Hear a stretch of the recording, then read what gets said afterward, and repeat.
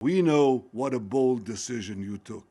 ইরানকে একের পর এক হুমকি ধামকি দিয়ে যাচ্ছে মার্কিন প্রেসিডেন্ট ডোনাল্ড ট্রাম্প। অপরদিকে এসব হুমকির তোয়াক্কা না করে যতদিন যাচ্ছে ততই বিধ্বংসী রূপ ধারণ করছে ইরান। এবার ইসরায়েল ও যুক্তরাষ্ট্র যদি বেসামরিক লক্ষ্যবস্তুতে হামলা অব্যাহত রাখে তাহলে আগের তুলনায় অনেক বেশি বিধ্বংসী প্রতিশোধ নেওয়া হবে বলে হুমকি দিয়েছে ইরান। দেশটির রাষ্ট্রীয় সংবাদ মাধ্যম এই তথ্য জানিয়েছে। যুক্তরাষ্ট্রের প্রেসিডেন্ট ডোনাল্ড ট্রাম্প ইরানের বেসামরিক অবকাঠামো ধ্বংসের হুমকি দিয়েছেন। হরমুজ প্রণালী খুলে দিতে একটি চুক্তিতে আসতে তেহরানের ওপর চাপ সৃষ্টির লক্ষ্যে তিনি এই হুমকি দেন। এখন পাল্টা হুমকি দিল ইরান। দেশটি বলছে, বেসামরিক লক্ষ্যবস্তুতে হামলার পুনরাবৃত্তি হলে আমাদের আক্রমণাত্মক ও প্রতিশোধমূলক অভিযানের পরবর্তী পর্যায়গুলো আরও অনেক বেশি বিধ্বংসী ও ব্যাপক হবে।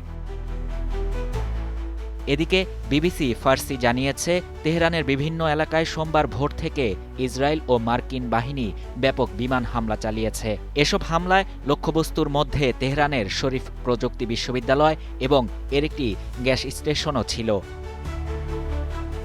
শাহরিয়ার শাফাত, বাংলা নিউজ 24।